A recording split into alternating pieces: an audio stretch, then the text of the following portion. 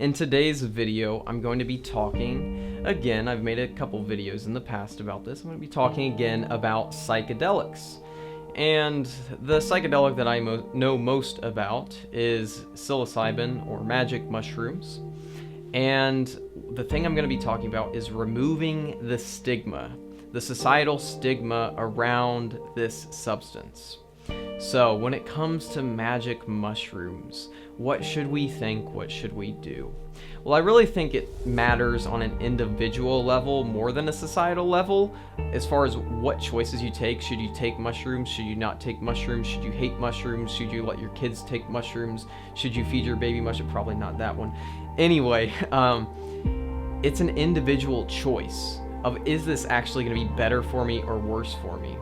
And I think one thing that makes this whole stigma situation worse around psychedelics is we have a lot of people out there right now, and you know, a little bit sorry that I might offend some people, but not really. But I know a lot of people watching psychedelic videos on YouTube are just doing them recreationally. And I mean, I guess that's cool to a certain extent, but I think that that's the wrong way to be doing it. I think that psychedelics are really here to, for one, expand consciousness, to show us our shadow, our psychological shadow, the things that we don't like to admit exist about our own psychology, such as, you know, I really hate this person in my life, but I've been repressing it for years, or I really have feelings for this person. I've been repressing this for years because I've got this person over here who thinks I'm in love with them. Whatever. Who knows what kind of psychological shadows you have. Maybe you are an axe murderer by heart and you don't know about that.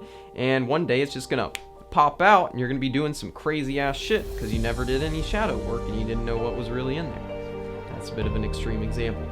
Anyway. The thing comes is if you're doing psychedelics, these crazy, transformative, ultimately powerful plants and just chemical compounds that can take you to another universe in a certain sense, or can take you to the deepest depths of your soul, or can take you to the deepest, darkest secrets of your fucking own mind, you gotta think to yourself, use these carefully a little bit, you know? And we just have a lot of people out here who are not using psychedelics carefully.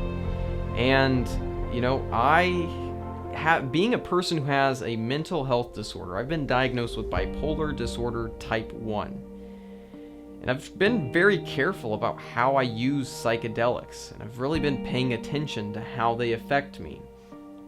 And the thing is, with all this in mind, I still see people who don't have any mental health disorders, as far as anyone can tell, using these things in a little bit of a weird way. I don't think these are things you should just be using for euphoria. Because, honestly, these are powerful tools, and you can see some really awesome things. And microdosing is another thing, and it kind of does give euphoria in a way, but I really think microdosing is still about personal development. It's just in a different way. I'm talking about higher doses of psychedelics specifically in this video. Ultimately, that's what the stigma is around. A lot of people acting crazy, doing crazy things, and, you know, that's part of having an ego dissolving experience happen to you, is you're gonna do things that are a little bit societally threatening in a way. You're gonna have insights and thoughts and experiences that aren't going to fit within the normal box of what's happening in this world, and that's okay, and that's part of the experience. But when it comes to stigma, I'm really happy to see that I think it was Denver actually decriminalized mushrooms. Denver, Colorado, the city in the United States. And I heard, I think California actually did the same thing, or a city in California, whatever. It's like we're finally seeing legislative changes in this. There is a shift to where people are appreciating these things more, to where we're realizing these aren't these horrible, damaging drugs, or at least that's not the only thing they are. And it's pretty funny that they're actually classified, psilocybin magic mushrooms are classified as a Schedule 1 drug, which is really funny because psychedelics were initially heavily researched at the very beginning as possible cures to psychological problems. And if you look back to history, the woman who introduced psychedelic magic mushrooms, psilocybin magic mushrooms, to the Western world, she said that this plant, this fungi, however you want to say it, this thing was meant to cure people. It was meant to heal the sick. And when you think about that, when you think about someone who's coming from a culture that has used these plants for generations, and they're saying that this plant is used to heal people, you gotta start to think to yourself, why is this a Schedule 1 drug? Because a Schedule 1 drug in the United States has no medicinal value, no medical properties, can't help anyone. It's just this horrible garbage, this plague on the world. That's what a Schedule 1 substance is supposed to say it is. And it's funny, marijuana is still a Schedule 1 substance, even though now there's plenty of proof that it's helping people. But anyway, even more than marijuana, now we have a huge stigma around psychedelics still. You know, it's still there. It's bigger than the stigma around marijuana, I would say. And we've got to start shifting out of these limiting paradigms. We've got to start shifting out of this limited mindset as, you know, people are just uninformed. They don't know the history of these plants. They were used for centuries and centuries by other cultures. And we, and the new scientifically focused Western world, which funnily enough has scientific proof and studies that have looked into the possibility of medicinal or somewhat helpful properties in psychedelics, this Western culture has discredited other cultures in the past. We really like to think that we are the most special things on the planet. Us Western minds, with modern science and technology, we're so great. We have Greek reasoning and all that. Yeah, awesome. No, there are a lot of awesome perspectives from other cultures, from ancient cultures around the world, and a lot of them,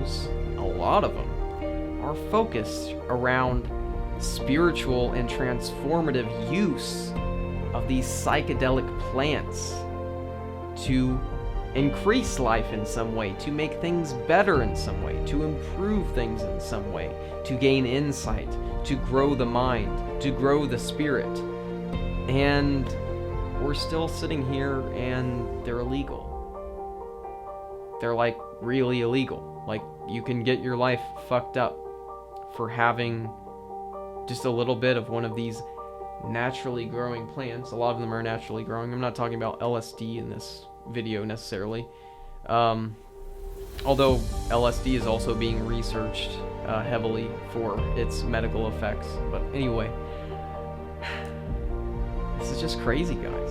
This is crazy. And sadly, if you're one of the people watching this video, who's watching a video about psychedelics on YouTube, you probably already think this is crazy, that there's stigma.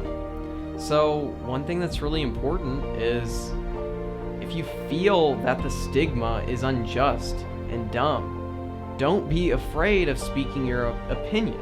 Don't be afraid of voicing what you feel, what you think, what you know, what you've experienced. Don't be afraid. Don't be afraid to have clashes with people who are older than you, with people who think they're undeniably right, that think that these are awful, evil things. Luckily, a lot of people are changing their minds and they don't think they're that bad. But there are still people who really think these substances are horrible. And I'm not saying that people can't have bad effects. I'm not saying that at all. What I'm saying is, we definitely know that they can have good effects. And I think it's really time that we continue to move forward to less stigma. I almost think it's bound to happen. The same with the nationwide, in the United States, the nationwide legalization of cannabis, of marijuana. This is also another naturally growing plant, actually that has a little bit of psychoactive properties, well, actually psychedelic properties for certain people.